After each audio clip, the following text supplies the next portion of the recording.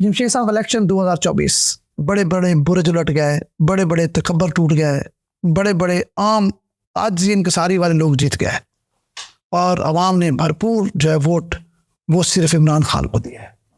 लेकिन इसके बावजूद बहुत सारे हल्कों में पीपल पार्टी भी जीती, बहुत सारे हल्कों में पाकिस्तान मुस्लिम लीग नवाज़ के भी उम्मीदवारों ने अच्छी खासी तादाद में कामयाबी हासिल की। लेकिन मुझे अफसोस से ये कहना पड़ रहा है कि पाकिस्तान की सियासत में जहांगीर खान तरीन जैसे लोगों का सियासत से किनारा कशी करना, आप क्या समझते हैं, ये इस खित्ते, इस शहर, इस अवाम का नुकसान नहीं है? देखिए, अभी खुद आपने बात की कि वो लोगों ने वोट इमरान खान को दिया है। जब इमरान खान को वोट दिया है, और अब मेरा ख्याल है कि नहीं, इमरान खान को वोट 32.5% पड़ा है जितने भी वोट कास्ट हुए हैं। बाकी वोट 67.5% किसी और को भी तो पड़ा है। बिल्कुल, उसकी हकीकत को तस्लीम क्यों नहीं किया जाता? बिल्कुल ऐसे। और ये समझा जाए कि सिर्फ उसको पड़ा है, जैसे आपने भी आगाज़ किया। यही चीज़ होती है जो मेरा ख्याल है कि एनवायरनमेंट बनाती है, चीज़ें करती है, लोगों का माइंड सेट बनाती है कि बस शायद वो है। मेरा इससे थोड़ा सा इख्तलाफ है। मैं कहता हूँ कि इस वक्त कोई शक नहीं है कि इमरान खान और उनके जो सपोर्टर ने एक बड़ी पार्टी बनाया है, लेकिन उन्हें भी 2/3 अक्सर तो नहीं दी, उन्हें सादा अक्सर भी नहीं दी, लेकिन सिर्फ तासर ये देना कि सिर्फ इलेक्शन इमरान खान का है और ये पीटीआई का है। क्योंकि ज़्यादा ठीक बात है, हम सब भी मीडिया हैं, आपकी बात ठीक, लेकिन मेरा ख्याल है कि हमें सही पर्सपेक्टिव में भी देखने की जरूरत है। जज्बाती, मुझे पता है ये अनपॉपुलर बात है जो मैं कर रहा हूँ, लेकिन नहीं, हम बात ही करेंगे तो अच्छा। एक बात, दूसरी बात ये कि उस लहर में कई लोग निकले हैं, उभर के आए हैं, और कई डूब गए हैं। जिनमें से आपने बात की, उनमें से एक के लिए सबसे मायूस कुन नतीजा है वो जहांगीर तरीन साहब का है। और मैं समझता हूँ इसलिए कि वो एक पार्टी के सरबराह हैं, वो एक पार्टी जिसने पिछले 2 साल में पीटीआई के खिलाफ मतलब अगर पंजाब में हुकूमत तब्दील होनी थी तो उस वक्त आज़ाद होगा आपको कितने ज़्यादा अरकान को उन्होंने सबसे पहले तो शामिल करवाया था, बाद में हमजा शहबाज के साथ शामिल भी करवाया था। उसके बाद उन्होंने एक अलग से पार्टी बनाई। देखिए, मेरा सवाल थोड़ा सा मुख्तलिफ है।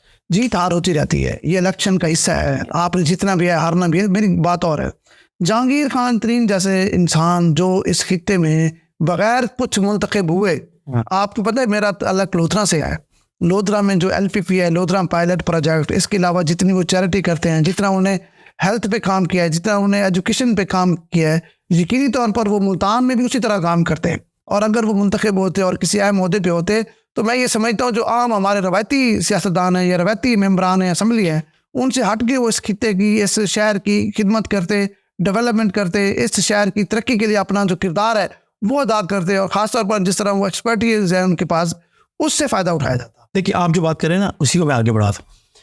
तीन सबको आपने कहा कि इस खित्ते को यकीनन लोधरा शहर में जितना भी समाजी काम हो सकता था, एक पर्सनल कैपेसिटी में जो बंदा कर सकता था उसने किया है।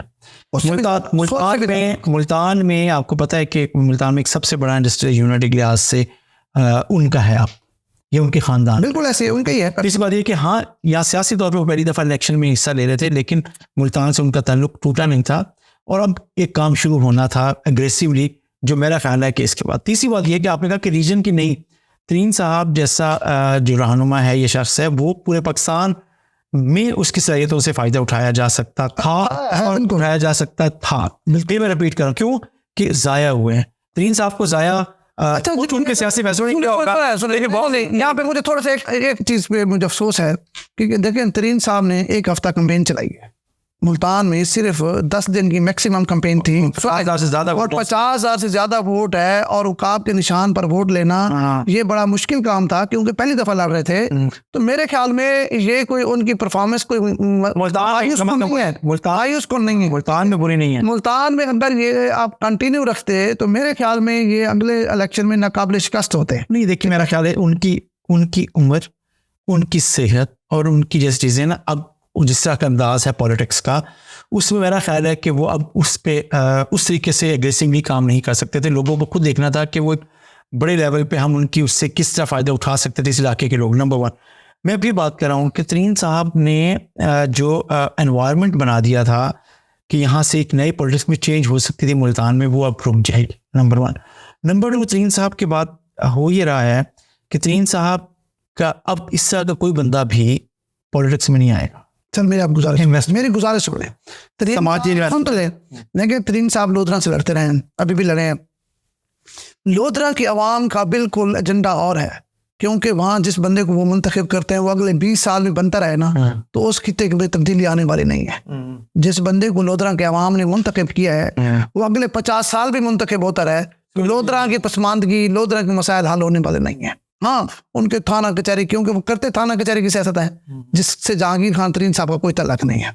ठीक है, तो अवाम को खुद भी इस बात का एहसास होना चाहिए कि एक इस तरह का आदमी जो अपनी जेब से चैरिटी कर रहा है, मतलब गवर्नमेंट के फंड से नहीं है, ये तो गवर्नमेंट के फंड से नहीं कर सकते, तो वो अपनी जेब से कर रहा है, लोधरा हो या मुल्तान हो। इस खित्ते में ये लोगों, देखे इससे पहले हमने देखा कि फैसल मुख्तियार जैसे भाई, उसके भाई फजल मुख्तियार साहब, वो लोग सियासत से किनारा कशी कर गए। मैं ये समझता हूँ लोगों का मिजाज ही नहीं है कि किसी मतलब इस तरह के बंदे को मुंतखब करें, क्योंकि लोग समझते हैं कि थाना कचहरी और मेरे हमारे इनफरादी काम छोटे मोटे करते रहे। ठीक है, हम फैसल मुख्तियार फैमिली की बात करें ना, वो करप्ट हैं, बड़े बिजनेसमैन हैं, पाकिस्तान के टॉप लेवल के लोग हैं, उन्होंने जिस चीज में हाथ डाला है कामयाब हुए हैं, मां सवाए सियासत के।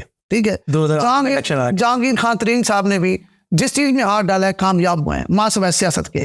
तो मैं ये समझता हूँ कि जो अवाम का मिजाज है, अवाम का मिजाज इस खित्ते की डेवलपमेंट, इस खित्ते की तरक्की, इस खित्ते के जो पॉजिटिव काम है उनकी है ही नहीं।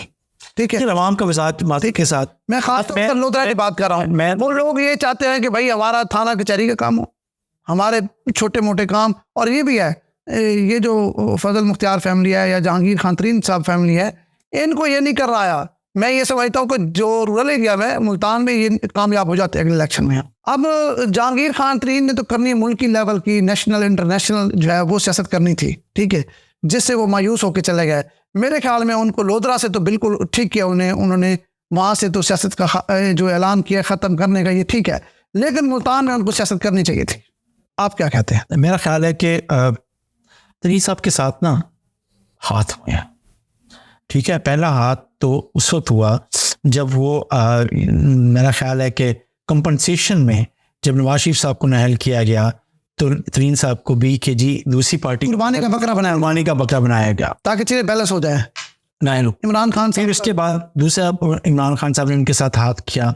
जब वो हुकूमत में पार्टी आई तो उनके साथ मिसट्रस्ट क्रिएट किया और उनको एक लिहाज से डिसऑनर किया। बिल्कुल, बस वो बनाया था। उसके बाद अब फिर जब ये हुआ, अभी देखते हैं कि जब हुकूमत की तब्दीली 2021 में और 22 में शुरू हुई थी, तो 22 में कुछ अरकान असम्बली का आज़ाद ग्रुप किस अंदाज में शामिल हुआ, अलग हुआ, और उन्होंने परवेज़ इलाही के ख़िलाफ़ और सरदार उस्मान बाज़ार के ख़िलाफ़ जो कुछ भी किया वो सामने है। उसके बाद फिर उनको कहा गया कि नहीं अब आप पार्टी बनाएं। जब उन्होंने पार्टी बने, सुने अच्छा तो पार्टी को छोड़ दें, वो ज़ाती हैसियत में अकेले भी मुल्तान में अगर सियासत करे, मैं ये समझता हूँ कामयाब हो सकते हैं। लेकिन अफसोस इस बात का है कि ऐसे लोगों का सियासत से किनारा कशी करने से मैं समझता हूँ मुल्क का तो नुकसान होता ही होता है, एक आम आदमी का, गरीब आदमी का। इस खित्ते की जो पसमानदगी दूर होनी थी, मतलब मैं समझता हूँ इस खित्ते का बड़ा नुकसान है।